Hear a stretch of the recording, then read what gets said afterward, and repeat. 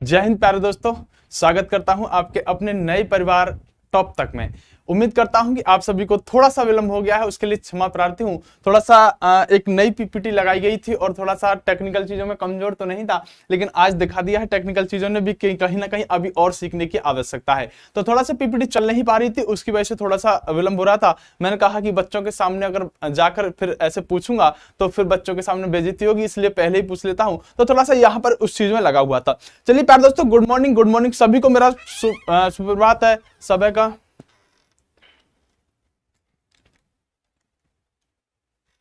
चलिए, यानी कि सुबह का सभी को नमस्कार है, सुप्रभात है सभी को, गुड मॉर्निंग है मेरे प्यारे टाइगर हो। एक बार सभी शेयर कर दीजिएगा। देखिए मेरी बात को सुनिएगा, मैं आपको कुछ चीजों से अवगत करा देता हूं।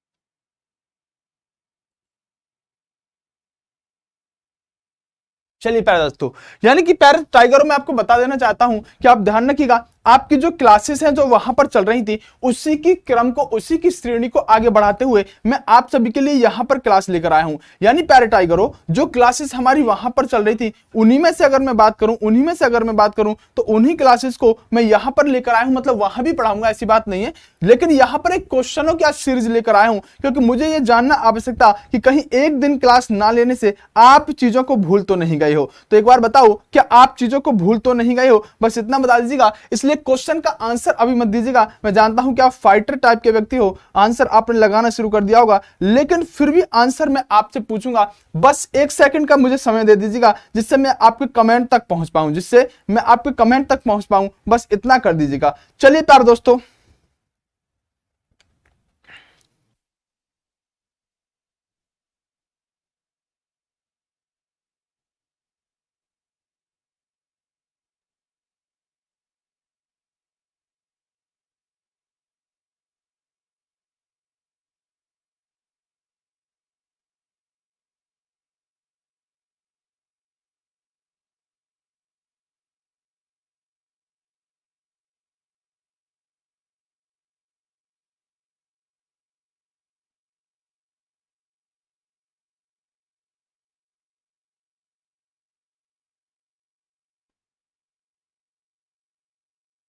यानी प्यारे दोस्तों आइएगा, अब मैं आपके कमेंट पढ़ पाऊंगा, अभी तक कमेंट नहीं पढ़ पा रहा था। चलिए मेरे प्यारे दोस्तों, अनिल मौर्य आ चुके हैं, उसके अलावा पंकज आ चुके हैं। चलिए पहले ही प्रश्न पर आता हूं प्यारे दोस्तों। कह रहा है, प्रश्न पर ध्यान दीजिएगा और अपने कार्यक्रम को आगे बढ़ाते हैं। प्रश्न कह रहा है प्यारे दोस्तों, ये कह रहा है कि which of the following was the A-list city discovered in India. यानी कि प्यारे दोस्तों, भारत के अंदर जो सिंधु सभ्यता थी, जो हमारी सिंधु सभ्यता थी, उम्मीद करता हूं कि आपको दिख रहा होगा सिंधु सभ्यता जो थी, इस सिंधु सभ्यता में जो सबसे पहले खोजा जाने वाला शहर कौन सा था?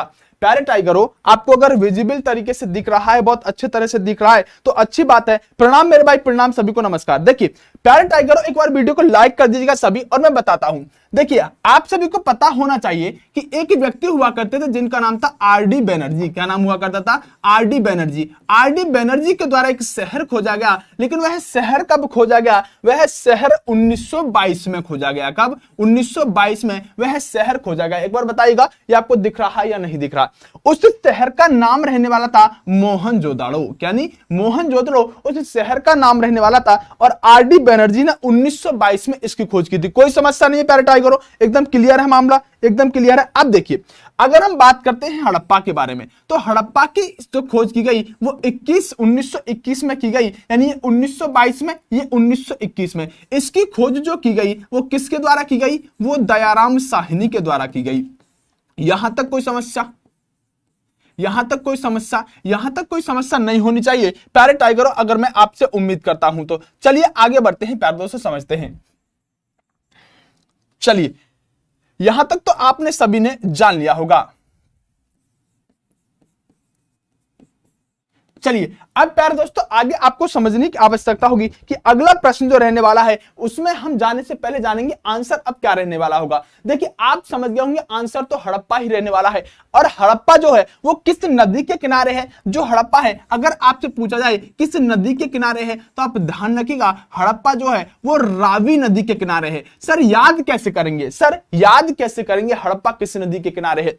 तो जब भी आप हड़प्पा को देखोगे ना तो आपको एक जैसे हम यूपी लिखते हैं ना, यूपी 13 का डॉन हूं, यूपी 14 का डॉन हूं, यूपी 15 का, ऐसे नंबर लिखते हैं ना अपनी गाड़ियों पर। जब हरियाणा में आप जाओगे ना, मतलब हरियाणा वाले भाई देख रहे होंगे, तो हरियाणा के अंदर क्या होता है वहां पर लिखते हैं HR 14, HR 15, HR 3। तो आप ध्यान रखिएगा H से आप ध्यान रखिएगा क्या हड़प्पा, क्या H से याद रखिएगा हड़प्पा और R से याद रखिएगा रावी। मतलब देखो जहां भी आप हरियाणा में घूमो ना, मतलब तरीके होते हैं, ये तरीके होते हैं। और तरीका मतलब आप कैसे तरीका बेस्ट दे पाते हो जब आप हरियाणा में घूमो या फिर यूपी 13 आपको दिखाई दे, 14 15 आपको दिखाई दे, तो तभी आपको HR याद आना चाहिए। H से हड़प्पा और R से रावी नहर, रावी नदी के किनारे बसा हुआ है। बहुत बढ़िया, जैसे कि वीडियो में हिमाचल कुड़ी HR बता रही है, बहुत सुंदर, बहुत जबरदस्त, जानदार। एक बार वीडियो को शेयर हर जगह ग्रुप में कर दो प्यारे टाइगरों। आइएगा आगे बढ़ते हैं प्यारे दोस्तों। बाकी सिंध पंजाब के बारे में तो इसमें कुछ है नहीं क्योंकि ऑप्शन उसी तरह के डाले गए हैं। चलिए प्यारे टाइगरों आगे बात करते हैं। देखिए राइट आंसर क्या है, यहां पर ए रहने वाला है। आगे बढ़ते हैं। चलिए दूसरा प्रश्न आइएगा, दूसरा प्रश्न कह रहा है कि निम्नलिखित में से किसने रामायण का फारसी में अनुवाद किया? बताइएगा फटाफट से, जबरदस्त तरीके से। इसका आंसर प्रत्येक बच्चे का आना चाहिए, प्रत्येक बच्चा इसका सटीक आंसर देना चाहिए टाइगरों।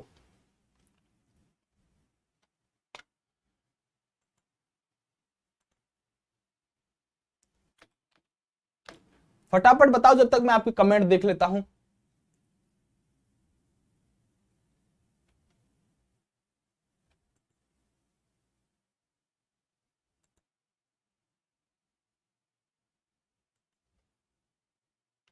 चलिए अब सभी के कमेंट मुझे अच्छी तरह से दिख रहे हैं। शुभम ने सही आंसर दे दिया है। बाकी अजय ने विवेक राजपूत कह रहे हैं उत्तराखंड से राम राम मेरे भाई, देवों की भी उत्तराखंड का ही जाती है। चलिएगा अगर हम बात करें, पंकज सही आंसर दे रहे हैं मिडिवल हिस्ट्री। मेरे प्यारे दोस्तों मेरी बात को सुनो, क्वेश्चन का मतलब क्या होता है? अगर मैं आपके लिए क्वेश्चन लेकर आ गया तो इसका मतलब सिर्फ इतना है कि ऐसा नहीं है कि मैंने आपको जो पढ़ा रहा हूं वह नहीं पढ़ाऊंगा। 20 दिन 20 मैराथन में आपको, अगर हम बात करें शायद तुगलक वंश हमारा चलने वाला था तो मैं तुगलक वंश ही पढ़ाऊंगा, लेकिन आज जो क्वेश्चन है ना वो संपूर्ण इतिहास से लेकर आया हूं, मतलब पूरे इतिहास से प्रश्न पूछूंगा, ये ध्यान रखिएगा। लेकिन आप समझो ना, आप कोई इतने फ्रेशर थोड़ी हो भाई, आप इतने फ्रेशर थोड़ी हो जो ऐसे प्रश्नों को भी नहीं कर पाओ। जो चल रहा है टॉपिक तुगलक वंश तो पढ़ाऊंगा ही पढ़ाऊंगा मैं क्लास में जब टॉपिक पढ़ाऊंगा, लेकिन क्वेश्चन का मानना है, मेरा मानना है कि आप मानो मैंने आपको तुगलक वंश पढ़ा रहा हूं, आपको खिलजी वंश की सारी बातें पता होंगी, तो माइंड को ना एक बार इसको तैयार करना पड़ता है। तैयार कैसे कि इसको अलग चीजों पर भी हमें सेट करना चाहिए बीच बीच में। इसलिए आज आपके लिए इतिहास के अच्छे प्रश्न लेकर आया हूं, क्योंकि इतिहास टॉपिक में ज्ञानी बनाना है, इतिहास से कोई भी क्वेश्चन बाहर ना छूटे, इसलिए आपको मैं अलग हटके भी कर रहा हूं। जो टॉपिक चल रहा है वो तो चलता ही रहेगा मेरे भाई रोहित सैनी, मेरी बात समझ में आ गई होगी। चलिएगा, एम इंडियन एयरफोर्स के नाम से सर वो मेडिवल हिस्ट्री वाला क्लास गया नहीं मेरे भाई, बिल्कुल नहीं जाएगा, बिल्कुल नहीं जाएगा। जो चल रहा था तुगलक वंश वही पढ़ाऊंगा, लेकिन आज सीरीज लेकर आया हूं क्वेश्चन की। समझ गए होगा, उम्मीद करता हूं समझ चुके हो ना मेरी बात को। चलिए राइट आंसर पीडीएफ नहीं मिला है, चलिए पीडीएफ में अब डलवा दूंगा। देखो राइट आंसर की बात करें प्यारे दोस्तों तो आपको अच्छी तरह से पता होगा कि रामायण को फारसी में अनुवादित कराने का जो काम किया था वो अब्दुल कादिर बदायूनी ने किया था। पूरा नाम क्या है? अब्दुल कादिर बदायूनी ने इसको पूरा यानी कि अनुवादित कराने का काम किया था। और आप अच्छी तरह से जानते होंगे, 1605 में यह काम किया गया था। कब? 1605 में यह काम किया गया था। आपको अच्छी तरह से पता होना चाहिए जो मुगल हुआ करते थे, इस मुगल वंश के जो संस्थापक होते थे वो कौन होते थे? आप अच्छी तरह से जानते होंगे, बाबर हुआ करते थे। कौन? बाबर हुआ करते थे। और बाबर जो हुआ करते थे प्यारे दोस्तों, बाबर का जो जन्म हुआ था वो 14 फरवरी को हुआ था। मतलब आप कह सकते हैं वैलेंटाइन डे का गिफ्ट माना जाता है बाबर। 14 फरवरी 1483 को इस व्यक्ति का जन्म होता है बाबर का। कहां पर होता है? फरगना किला में होता है। फरगना किला में कहां? उज्बेकिस्तान में होता है। इसकी एक रियासत थी, क्या थी? एक रियासत में जन्म होता है जिसका नाम कोई बताएगा? बाबर का जन्म किस रियासत में हुआ? उज्बेकिस्तान फरगना के किला में तो हुआ, लेकिन किस रियासत में हुआ? तो आप कहेंगे बाबर का जन्म जो हुआ रियासत में वह थी ट्रांस ऑक्सियाना। क्या नाम था? Transoxiana. ये आपसे कई बार पूछ जाती है। ट्रांस ऑक्सियाना रियासत में यहां पर बाबर का जन्म हुआ था। बाबर जो थे मुगल वंश का संस्थापक था, और आप जानेंगे कि अब्दुल कादिर बदायूनी जो था ये अकबर के समय में यहां पर रहने का काम करता है। लेकिन अकबर कौन था? वह मुगल वंश का ही बादशाह था। बाबर के बाद अगला शासक कौन आता है? बाबर के बाद अगला शासक आता है हुमायूं। कौन? हुमायूं। हुमायूं के बाद कौन आता है? हुमायूं के बाद ही आता है आपका अकबर। बाबर के हुमायूं के बाद ही कौन आता है? अकबर आता है। आपको ध्यान रखना होगा कि अकबर एक ऐसा व्यक्ति था जो दस्त लगने से ही मर गया था, यानी पेचिश से हुए थे, दस्त लगने से ही यह व्यक्ति मर गया था। तुगलक वंश पढ़ाइए। अरे मेरे भाई कृष्ण सैनी, मैंने आपको बता दिया है, मैं आज क्वेश्चन करा रहा हूं, कल से उन टॉपिकों पर लेकर आऊंगा। इसमें समस्या क्या है? आप तो ऐसे घबरा जाते हो जैसे सर तुगलक वंश ही पेपर में आएगा, तुगलक वंश पढ़ाओ। क्या ये सारी चीजें नहीं आएंगी? क्वेश्चन लगा के मुझे आज पूरे में से पूरे करके दिखाओ, पक्का मैं आपको कल से शुरू ही करूंगा। चलिएगा, टेलीग्राम चैनल पर हम टॉप तक ऑफिशियल, कोई टेलीग्राम चैनल नहीं है, आपको डिस्क्रिप्शन में लिंक डलवा दूंगा, वहां से टेलीग्राम ज्वाइन कीजिएगा। चलिए सर मेरा कमेंट नहीं पढ़ रहा, चलो तेरा कमेंट पढ़ लेता हूं, मेरे लाल ज्यादा रो रहा है। चलो आगे प्यारे दोस्तों अगले प्रश्न पर आ जाते हैं। अगले प्रश्न पर बढ़िएगा। यानी कि प्यारे दोस्तों अगले प्रश्न जो हमारा रहने वाला है राइट आंसर अब्दुल कादिर बदायूनी इसमें। और अगले प्रश्न पर आते हैं, क्या रहा है? कौन सा प्रतीक बुद्ध जो थे, भगवान बुद्ध जो थे, उनके जन्म से जुड़ा हुआ है? जैसे कमल, घोड़ा, चक्र, स्तूप, ये क्या हुआ करते थे? ये प्रतीक चिन्ह हुआ करते थे भगवान बुद्ध के समय में। तो कौन सा इनके जन्म से जुड़ा हुआ है? ऐसे प्रश्न अक्सर पूछे जाते रहे, फटाफट से बताओ। और इतने थोड़े से लाइक करके बैठे हो ना, ये तो तुम्हारी गलत बात है। चैनल का, टेलीग्राम चैनल का क्या हुआ? कुछ नहीं हुआ, टेलीग्राम चैनल डिस्क्रिप्शन में डलवा देंगे, वहां से जाकर ज्वाइन कर लीजिएगा, वही है राहुल देशवाल एकेडमी वाला। बाकी कुछ आगे होगा। तो अभी हो क्या रहा है ना, हो क्या रहा है देखो, सब बच्चों ने अपने नए नए टॉप तक, मतलब टॉप तक, हर बच्चे ने नया नया टॉप तक बना दिया। इतने मतलब फाइटर है। मुझे अपना चैनल ढूंढने में यहां इतनी मशक्कत करनी पड़ रही थी कि अभी मैं जब कमेंट लगा रहा था तो मुझे अपना ही चैनल नहीं मिल रहा था, ऊपर से नीचे तक टॉप तक दिख रहा था। तो बच्चे हैं कलाकार, बच्चे हैं कलाकार, और हमसे भी बड़े कलाकार। मतलब हम तो अपने आप में ठीक ठाक हैं, लेकिन बच्चे हमसे भी बड़े कलाकार हैं। तो बच्चों ने क्या किया? टॉप तक इतने चैनल बना डाले, टॉप तक मोटिवेशन, टॉप तक जीएस, टॉप तक ये, टॉप तक, और टॉप तक जीएस के तो कम से कम यहां पर बहुत सारे चैनल बना दिए। एक बच्चा देखा, बच्चा क्या, वो तो मुझे लग रहा टीचर या कोई, उसके कितने सब्सक्राइबर थे? 78,000 सब्सक्राइबर थे उसके चैनल पर। कितने? 78,000, 76,000 है, 78,000 थे।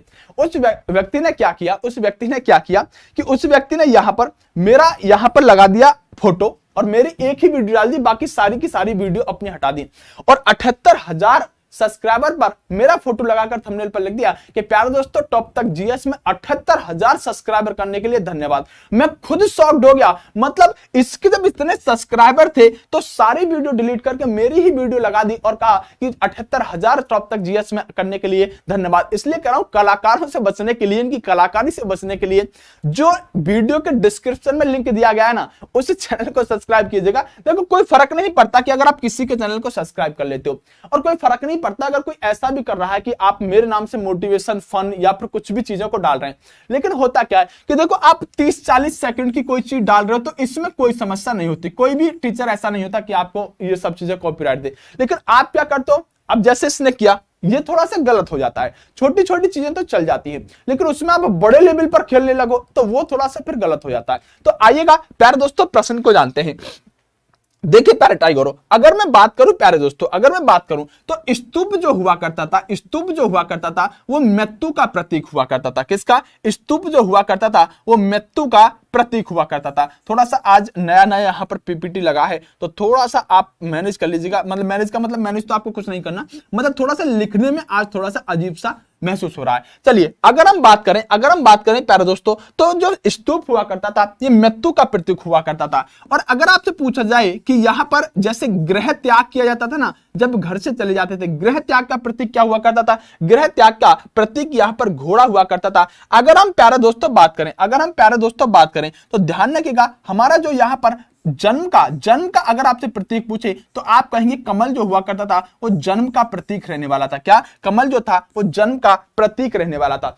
चलिएगा, कमेंट में थोड़ा कम पढ़िए, पूरा ध्यान भटक जाता है। अरे मेरे लाल, ध्यान ना भटका, मैं पढ़ाऊंगा तो आपको पक्का ही जितना पढ़ाना है बड़ी मुश्किल से मिला है। देखो हाँ, बिल्कुल निश्चित सी बात है। इसलिए जो कल वाली वीडियो डाली है ना, जो सर ने नाम चेंज की वीडियो डाली थी, उसके नीचे हर चैनल का लिंक दिया हुआ है, तो आप कहिएगा कि वहीं से जाकर सब्सक्राइब करें तो अच्छा है। अच्छा प्यारे टाइगर, कोई ऐसा तो नहीं बैठा है यहाँ पर महानुभाव जिसने चैनल को अभी तक सब्सक्राइब ना किया हो? अगर ऐसा कोई है ना तो उससे गुजारिश है, विनम्र गुजारिश है कि एक बार चैनल को सब्सक्राइब कर लीजिएगा, ठीक है? विनम्र गुजारिश है। चलो देखो, भगवान बुद्ध, ये प्रश्न पुराना तो है लेकिन एसएससी ने इसको रिपीट कर दिया। मैं भी शॉक्ड हो गया कि एसएससी ऐसे भी प्रश्न पूछ सकती है। अब देखो, इस प्रश्न को मैं आपको लेकर आया, आप किसी से इतिहास पढ़ लो, इस प्रश्न को अगर कोई कराता हो तो आप बता दीजिएगा। बहुत तेज चिल्ला सकता हूं मैं भी बहुत तेज, मतलब 10 मिनट में आपको पढ़ाऊं और 20 मिनट के अंदर आपके अंदर ऐसा जोश भर दूं ना, जोश ऐसा वाला, मतलब ऐसा लगे सिर मार लूं और थोड़ी देर के बाद वो जोश खत्म हो जाएगा। तो आजकल ऐसे टीचरों की बड़ी वैल्यू हो रही है। मैं कहता हूं कम से कम तुमने पढ़ाया कितना? आप कंटेंट देखोगे ना, 1 पेज भरेगा, सिर्फ 1 पेज, मतलब पढ़ाने में 1 पेज, और क्लास कितनी? 3 घंटे की। सब बुरा हाल हो रखा है। मैं कह बच्चे के पास कंटेंट तो जाना चाहिए, वो एग्जाम में जोशीले स्पीच थोड़ी देगा, जोशीली शायरी थोड़ी सुनाएगा, उससे तो क्वेश्चन हल करने हैं। आओ देखो, अगर हम बात करें प्यारे दोस्तों, तो चीन के अंदर, कहां पर? चीन के अंदर भगवान बुद्ध की सबसे ऊंची प्रतिमा का अनावरण किया जा चुका है, जो कि यहां पर आप स्थान की बात करें ना तो बामियान रहने वाला है। कोई समस्या नहीं। अगर हाँ बिल्कुल, देखो विशाल पटेल ने सही आंसर दिया है, मनीष बघेल ने बिल्कुल सही आंसर दिया। बहुत सुंदर मेरे लालो, बहुत सुंदर, पहली बार हिस्ट्री में मजा आ रहा है। थैंक यू मेरे भाई, जस्ट डू इट करके आपका कोई नाम है। चलिए ध्यान रखिएगा, बस ये बामियान स्थान है चीन के अंदर, कोई ज्यादा घबराने की इसमें आवश्यकता है नहीं। चलिए अगले प्रश्न पर आते हैं प्यारे दोस्तों। अगला प्रश्न आपसे कह रहा है कि शाहजहां के प्रसिद्ध मयूर सिंहासन क्या था? ये मयूर सिंहासन आपको पता है ना, मयूर सिंहासन को 1739 में कौन लेगा? फटाफट इसका आंसर कौन सा टाइगर देगा? देखो आप आज मतलब पहली बार मैं अपने नए चैनल पर क्लास लेने के लिए आया हूं और आप इतने सारे लोग देख रहे हो और 528 लाइक, ठीक है? अब मैं आपसे कुछ नहीं कहूंगा, आपका मन करे तो कर देना, प्यार करते हो तो कर देना, मतलब उतना तो कर लिया करो कम से कम, ठीक है? कोई बात नहीं है, जितना चाहो आप कर दीजिएगा, ठीक है? सर जी राहुल सर कैसे कांटेक्ट करें? राहुल सर से कैसे कांटेक्ट करना है आप चिंता ना करें। राहुल सर से कांटेक्ट करने के लिए, हम किसी से भी पूरी टीम से कांटेक्ट करने के लिए कल से ही आपको एक नंबर फ्लैश कराया जाएगा नीचे, उस नंबर पर आप, ऑफिस का नंबर होगा, आप उस नंबर पर कॉल करेंगे तो आप हमसे सीधा बात कर सकते हो, ठीक है? तो कांटेक्ट फ्लैश करते करा दिया जाएगा और बाकी कोई समस्या नहीं। आप नीचे भी अगर आपकी कुछ गंभीर समस्या है ना, मतलब जटिल समस्याओं में उलझे हुए हो ना, अगर कुछ कह दिया है, नहीं मान रहा है कोई, तो फिर आप नीचे कमेंट कर दीजिएगा, आपके कमेंट को मैं पढ़ लूंगा। देखो प्यारे टाइगरों, आपको अच्छी तरह से पता है कि 1739 में एक युद्ध होता है। कहां पर युद्ध हुआ था जरा बताना? करनाल में युद्ध हुआ था। कहां पर? करनाल के अंदर एक युद्ध हुआ था। एक व्यक्ति था प्यारे दोस्तों जिसका नाम क्या था बताना? नादिर शाह। क्या नाम है? नादिर शाह। ये किसने पढ़ा है? नादिर शाह नाम का व्यक्ति प्यारे टाइगरों ये भारत पर आक्रमण करता है। जब मैं इस टॉपिक को बताता हूं बहुत अलग ही अंदाज में बताता हूं और आपको मजा भी वास्तव में आएगा। नादिर शाह नाम का व्यक्ति जब यहां पर आक्रमण करता है तो आक्रमण करने के साथ साथ प्यारे दोस्तों दिल्ली उस समय कमजोर हो चुकी थी और दिल्ली कमजोर होने का मकसद था कि नादिर शाह लूटपाट करने के उद्देश्य से यहां पर भारत पर आक्रमण करता है। यह व्यक्ति करनाल के अंदर एक युद्ध लड़ता है और करनाल के अंदर युद्ध लड़ने के बाद दिल्ली को लूटता है और 2 चीजें थी, एक मयूर सिंहासन, क्या? मयूर सिंहासन, और एक कोहिनूर का हीरा, जो आपने देखा होगा ना, कोहिनूर का हीरा। ये कोहिनूर का हीरा जो था, इस कोहिनूर के हीरे को भी यहां पर ले जाता है किससे? शाहजहां से। तो सॉरी, यहां पर शाहजहां के द्वारा जो यहां पर मयूर सिंहासन बनवाया गया था, तो शाहजहां का प्रसिद्ध मयूर सिंहासन इसलिए लिखा है। और नादिर शाह ने किस पर आक्रमण किया? तो अभी तो वही तो पूछ रहा है, आपको ध्यान रखना है। चलिए मैं बता देता हूं, मोहम्मद शाह रंगीला। कौन? मोहम्मद शाह रंगीला पर नादिर शाह ने आक्रमण किया था। किस पर? ये रंगीला बताऊंगा इसके बारे में, बड़ा रंगीला था, ये इतना रंगीला था। एक आपको पता है, मैंने कल भी एक रंगीला बताया था जो औरतों के कपड़े पहनकर ही दरबार में चला जाता था, बताना नाम क्या है उसका? जो औरतों के कपड़े पहनकर दरबार में बैठ जाया करता था कभी कभी। फेसबुक आरडी पर मैसेज कर दिया है सर। बिल्कुल रोहित सैनी, अगर मैसेज कर दिया है तो वहां पर भी आपको जवाब मिल जाएगा। चलिए तो प्यारे दोस्तों आंसर की बात करें तो मैंने कहा आपसे जो फारस का आक्रमणकारी था जिसका नाम था नादिर शाह, ये व्यक्ति यहां पर शाहजहां के द्वारा बनवाया गया था मयूर सिंहासन।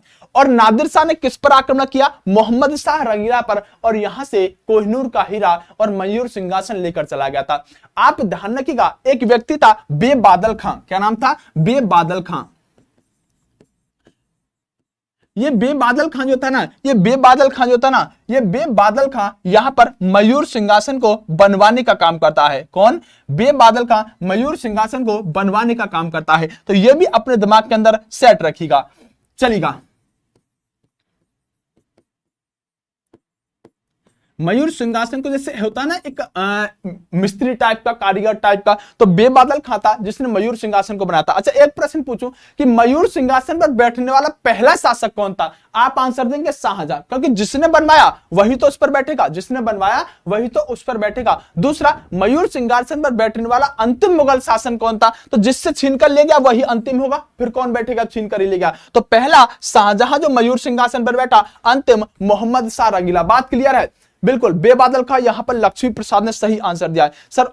ऑल एग्जाम वाले बैच के लिए प्यारे टाइगर, जो भी आपको समस्या हो ना, जो भी जितने बच्चे देख रहे हो, छोटी से छोटी, बड़ी से बड़ी, गंभीर से गंभीर, सबका एक ही चूरन दूंगा।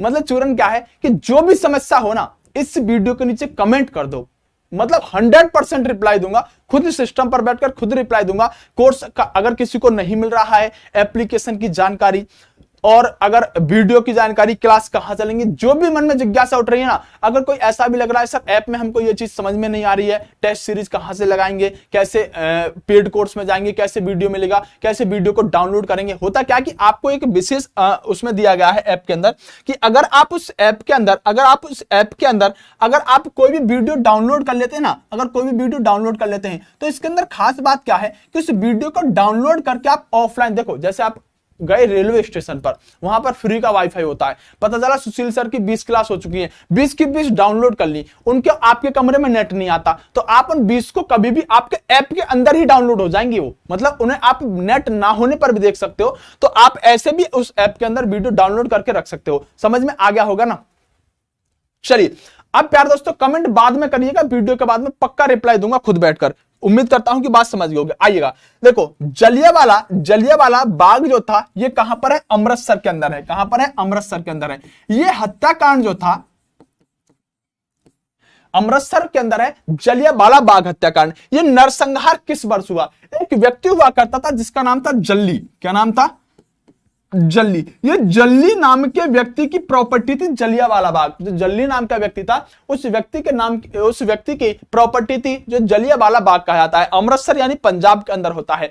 प्यारे दोस्तों 1919 का रेगुलेटिंग एक्ट आता है। 1919 का एक ब्रिटिश सरकार कानून बनाकर भारत में भेजती है और वो कहती है कि जितने भी लोग हैं उनको हम यहां पर संदेह के आधार पर भी गिरफ्तार कर सकते हैं। संदेह के आधार पर भी गिरफ्तार कर सकते हैं।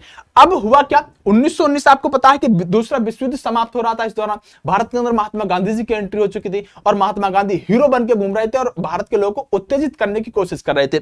अब दो व्यक्ति थे जिनका नाम था, एक का नाम था यहां पर सैफुद्दीन किचलू। क्या नाम था? सैफुद्दीन किचलू। ध्यान से नाम याद रखिएगा इस व्यक्ति का, सैफुद्दीन किचलू।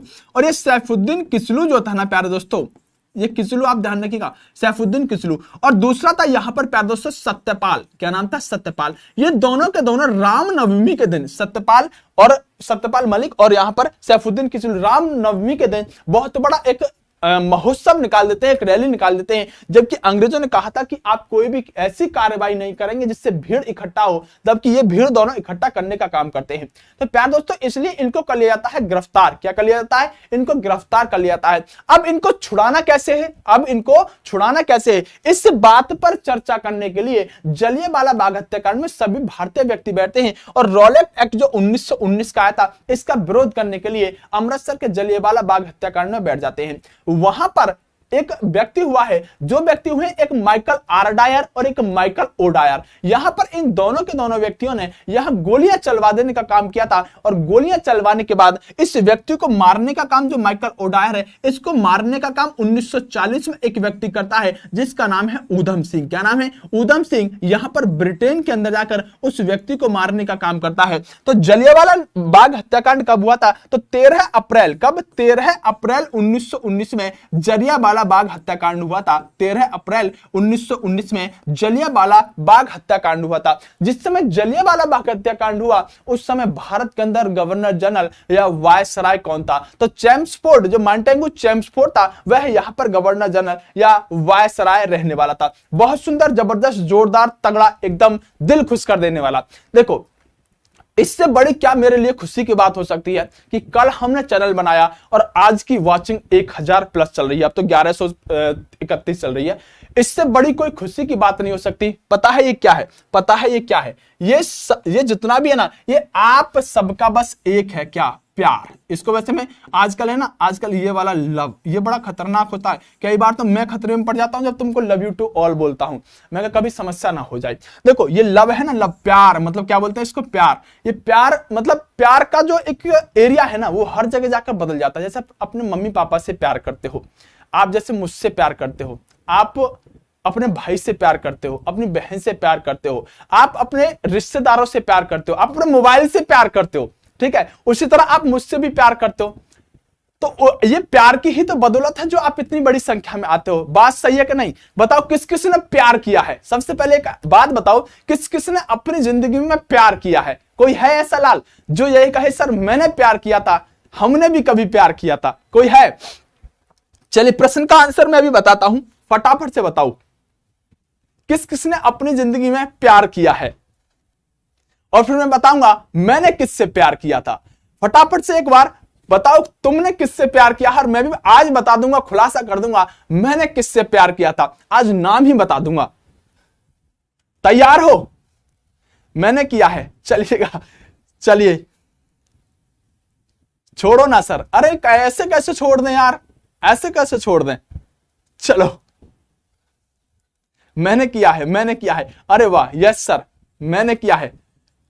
सोनम, मैंने किया है। अरे वाह, चलो चलो, फिर बता ही दूं, फिर बता ही दूं आपको, रहने दूं आज, फिर कभी बताऊं।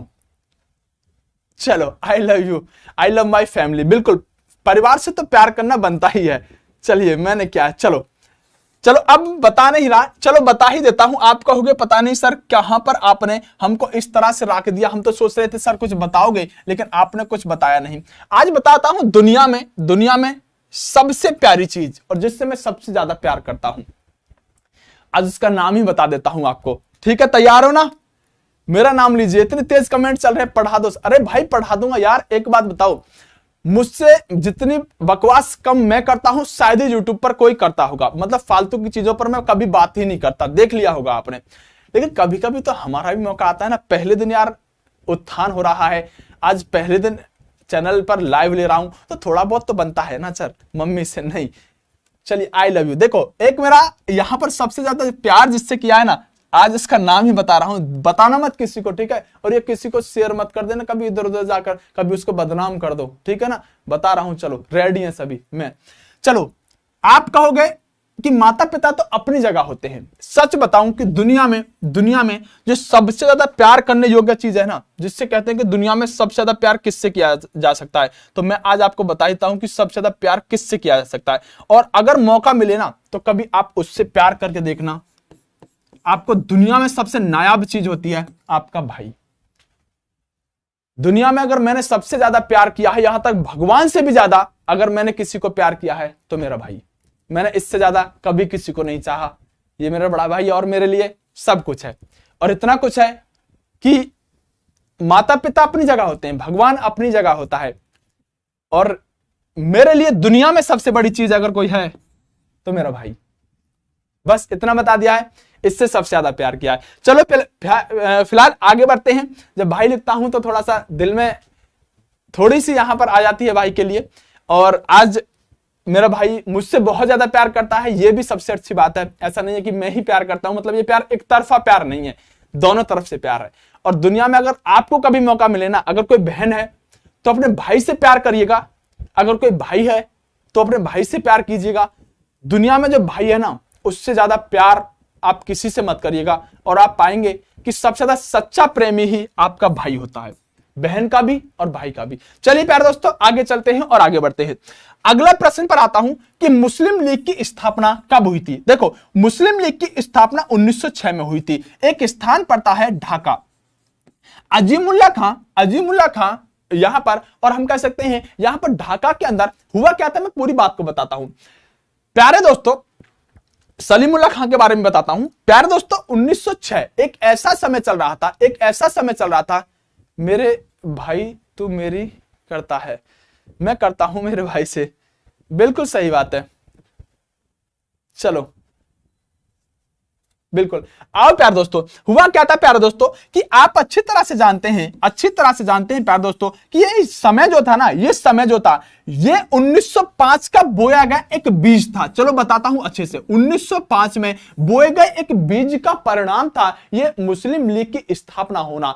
प्यारे टाइगरों, 1905 में क्या हुआ? 1905 में बंगाल का विभाजन हुआ। क्या हुआ? बंगाल का विभाजन हुआ। और जब बंगाल का विभाजन हुआ प्यारे दोस्तों, बंगाल का जब विभाजन हुआ तो बंगाल का विभाजन होने के पीछे कारण था कि जो एक व्यक्ति हुआ, यहां पर प्रश्न पूछा था, सबसे मोस्ट इंपोर्टेंट प्रश्न यही है। एक व्यक्ति हुआ करता था जिसका नाम था लॉर्ड कर्जन। क्या नाम था? Lord Curzon. ये लॉर्ड कर्जन नाम का व्यक्ति, जैसे मानो ये बंगाल है, क्या है? ये मान लो बंगाल है। इस बंगाल को दो हिस्सों में तोड़ देता है और कहता है कि आप ध्यान रखिएगा कि हम इस बंगाल को इसलिए विभाजित कर रहे हैं क्योंकि हमसे इसका प्रशासन नहीं संभाला जा रहा। जब दो हिस्सों में तोड़ देंगे तो निश्चित सी बात है कि इस पर प्रशासन करना आसान होगा। लेकिन दिमाग से खेला, कह तो रहा था कि हम प्रशासन नहीं कर पा रहे इसलिए तोड़ रहे हैं, लेकिन कर क्या गया पता है? कर गया ये, एक तरफ हिंदू वाला क्षेत्र जो था, उस क्षेत्र से वहीं से इसको तोड़ा तो एक तरफ हिंदू हो जाए, और दूसरी तरफ अगर मैं बात करूं तो मुस्लिम जहां ज्यादा थे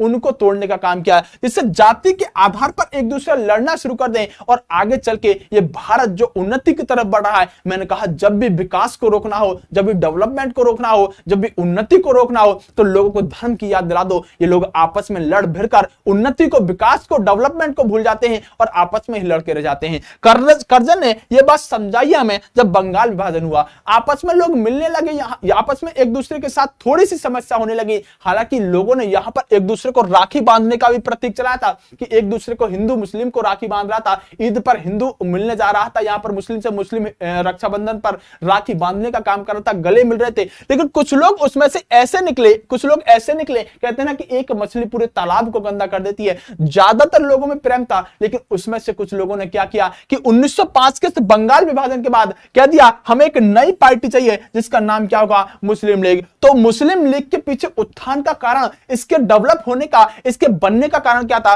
बंगाल विभाजन। और सबसे मोस्ट इंपोर्टेंट प्रश्न क्या होता है? बंगाल विभाजन किसने किया? कर्जन। कर दिया क्या? बंगाल का विभाजन। कर्जन यहां पर राइट आंसर रहेगा। मेरे भाई तू मेरी जान है। चलेगा मिश्रा जी, थैंक यू। आओ प्यारे दोस्तों आगे बढ़ते हैं और अगले प्रश्न की तरफ बढ़ते हैं। देखिए राइट आंसर सी, आगे बढ़ते हैं। प्यारे टाइगरों, बंकिम चंद्र चट्टोपाध्याय ने आनंद मठ किस वर्ष लिखा? अच्छा सा प्रश्न है, बेहतरीन सा प्रश्न। इस प्रश्न का जो आंसर देगा उसका नाम लूंगा। सर सीजीएल की क्लास होगा एप्लीकेशन में? बिल्कुल होगा मेरे प्यारे दोस्त, बिल्कुल होगा। सीजीएल का क्लास तो आपको अभी मिल भी जाएगा। एक मास्टर कोर्स जो लेकर आए आप, उसमें जाकर एक बार एनरोल कर लीजिएगा, सबसे बेस्ट रहेगा। इस प्रश्न का आंसर जो देगा उसका मैं नाम लूंगा। सर आपने सब्सक्राइबर को हार्ड क्यों कर रखा है? अब मैंने बताया ना 78,000 वाला भी आ जाता है कभी कभी। चलिए शायद मुझसे ये शो करने आते नहीं है, मैं करा दूंगा इसको, ठीक है। चलिए बाकी काफी हो गए हैं सब्सक्राइबर, बहुत प्यार दिया है। बाकी अब भी आपको जो नया बच्चा देख रहा है एक बार सब्सक्राइब कर लीजिएगा चैनल को, ठीक है। चलिएगा, यहां पर आंसर आ रहा है 1882। अरे वाह क्या बात है, 1882। अरे तुमने इतने सारे लोगों ने आंसर दिया है। अरे रे क्या बात है, बहुत सुंदर यार, बहुत सुंदर, बहुत बढ़िया। जवाब नहीं है बहुत सुंदर, बिल्कुल राइट ही आंसर 1882 है। मतलब इतनी अच्छी तैयारी हो सकती है, ये आपकी काबिल तारीफ है। इस प्रश्न पर आपकी प्रशंसा बनती है। आपने सच में ऐसे प्रश्न का आंसर दिया है जो थोड़ा सा अच्छा प्रश्न माना जाता है। 1882 बिल्कुल सही आंसर रहने वाला है। और कुसुम की बात करूं, मैं विनीत की बात करूं, अंकिता की बात करूं, अमित की बात करूं, राज की, पंडित की बात करूं, सुबोध की बात करूं, ललित की बात करूं, रविकांत, सिद्धांत गुप्ता, अजय, रवि सैनी, काजल, पायल, नवीन कुमार, इन सभी लोगों ने एकदम बेहतरीन तरीके से आंसर दिया है। बहुत सुंदर, ये प्रश्न थोड़ा अच्छा लेवल का था। अगले प्रश्न पर आते हैं प्यारे दोस्तों। अगला कह रहा है नमक सत्याग्रह। नमक सत्याग्रह कह रहा है कि किस वर्ष हुआ। आप सभी को अच्छी तरह से पता होगा प्यारे दोस्तों, जो महात्मा गांधी जी थे, ये महात्मा गांधी जी बड़े ही सिंघम टाइप के व्यक्ति थे। मैं इनकी जो तुलना करता हूं ना, आपको पढ़ाऊंगा जब मैं महात्मा गांधी, इनकी तुलना सलमान खान से करता हूं। महात्मा गांधी की कहते थे कि महात्मा गांधी जो थे, ये और सलमान खान, इनके अंदर बहुत सारी समानता थी। कहा जाता है कि सलमान खान को, वो अलग बात है कि देखने में कुछ लगता है कि यह है, और गांधी जी को देखने में लगता था कि यहां कुछ भी नहीं है। क्योंकि महात्मा गांधी की मैं इसलिए प्रशंसा करता हूं सलमान खान से कि दोनों ने ही अपने जीवन में अपना किरदार कपड़े उतार कर निभाया है। अब महात्मा गांधी जी जब उतार कर चलते थे तो वास्तव में कुछ और ही लगता था, और सलमान खान जब उतार कर चलते हैं तो कुछ और ही लगता है। और कहा जाता है कि सलमान खान कहता था जब मैं कमिटमेंट कर लेता हूं तो मैं किसी की नहीं सुनता, और महात्मा गांधी कहते थे कि जब मैं कमिटमेंट कर लेता हूं तो अपने बाप की भी नहीं सुनता। मैं बताऊंगा किस तरह से इनको रेल से उठाकर फेंक दिया जाता है, किस तरह से महात्मा गांधी जी यहां पर आंदोलन करते हैं, इनको उठाकर चिता के अंदर रख दिया जाता है, क्योंकि ये कमिटमेंट के बड़े पक्के थे। इन सब चीजों पर मैं लेकर आपको चलूंगा। 1930, 12 मार्च 1930, बहुत सुंदर, आपने सही आंसर आपने बिल्कुल सही दिया है। यानी कि 1930 में प्यारे दोस्तों, आप सभी को पता होगा कि अहमदाबाद की साबरमती नदी से महात्मा गांधी जी नमक कानून को तोड़ने का काम करते हैं, क्योंकि महात्मा गांधी क्या कर रहे थे, इन अंग्रेजों का बहिष्कार करने की कोशिश कर रहे थे। एक प्रश्न मैं आपके सामने लेकर आ रहा हूं कि महात्मा गांधी जब नमक सत्याग्रह के लिए निकले तो 24 दिन की यात्रा के बाद जब दांडी पहुंचते हैं, दांडी पहुंचने के बाद गुजरात में, तो इनके साथ एक अंग्रेजी पत्रकार था जो इस बात को इंटरनेशनल लेवल पर ले जाना चाहता था कि महात्मा गांधी नहीं बल्कि संपूर्ण भारत के लोगों के साथ दुराचार भारत में हो रहा है। तो उस पत्रकार का नाम क्या था जो महात्मा गांधी ने अमेरिका से बुलाया था, जिसकी वजह से यह मामला पूरा का पूरा कहा जा सके, इंटरनेशनल लेवल पर जा सके। तो एक बार उस पत्रकार का नाम कोई बताएगा कि इस खबर को, जो नमक सत्याग्रह था, जो यहां पर दांडी मार्च था, इसको रिपोर्टिंग करने के लिए अमेरिका से कौन सा पत्रकार आया था?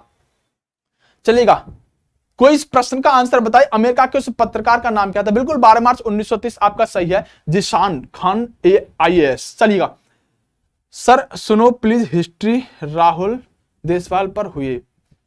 देखिए वहां पर भी चलेगी, मैं आज इसलिए आ गया हूं कि आपकी हिस्ट्री की जो कंटिन्यूटी है वो नहीं टूटनी चाहिए। गुरुजी गांधी जी तो जानते हैं, सलमान खान। चलिएगा आगे प्यारे दोस्तों बात करें फटाफट से उस पत्रकार का। बहुत बढ़िया नीतू सोम ने आंसर दिया है, बहुत बेहतरीन नीतू।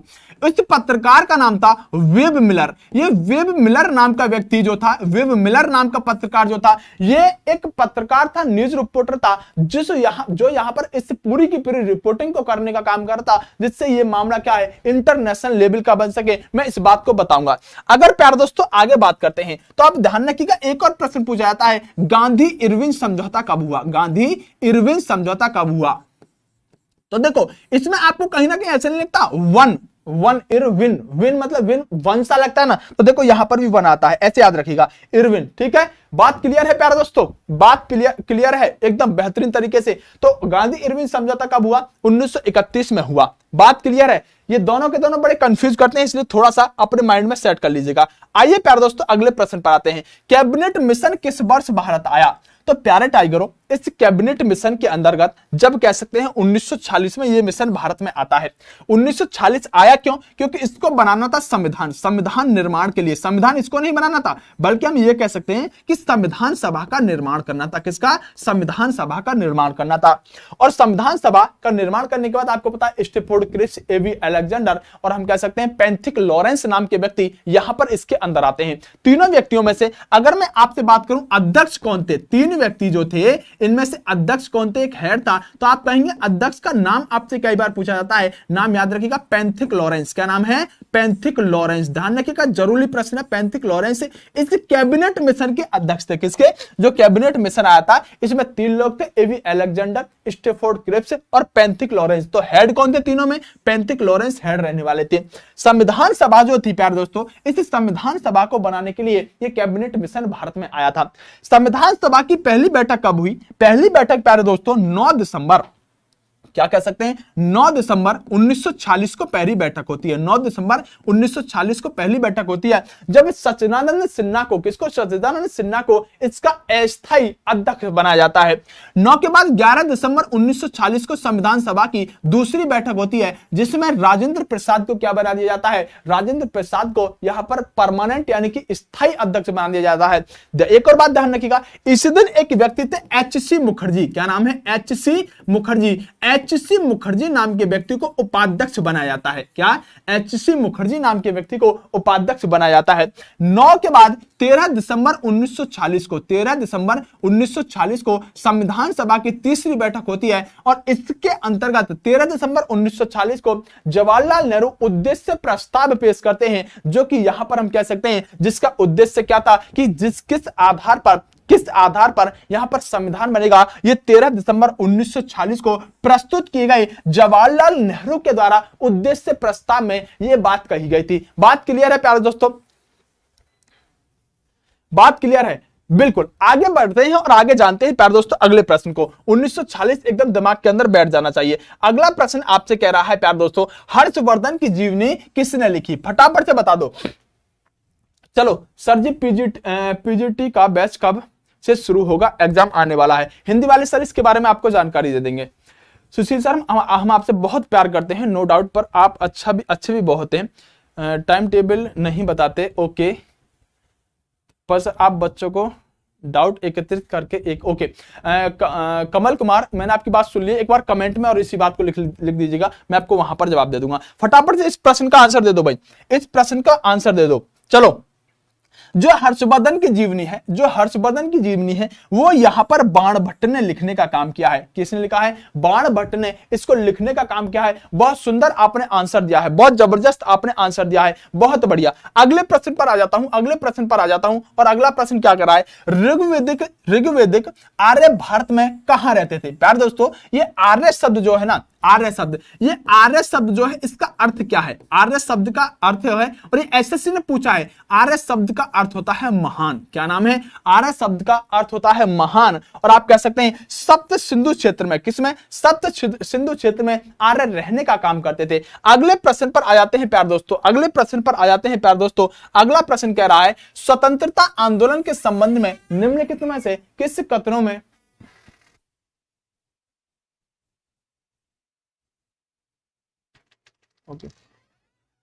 स्वतंत्रता आंदोलन के संबंध में निम्नलिखित कथनों पर विचार कीजिएगा। आज की क्लास का अंतिम प्रश्न है और एक बड़ा सा प्रश्न है, इसको जो सही आंसर देगा वो आपके लिए बेस्ट रहेगा, वो आपके लिए बेस्ट रहेगा।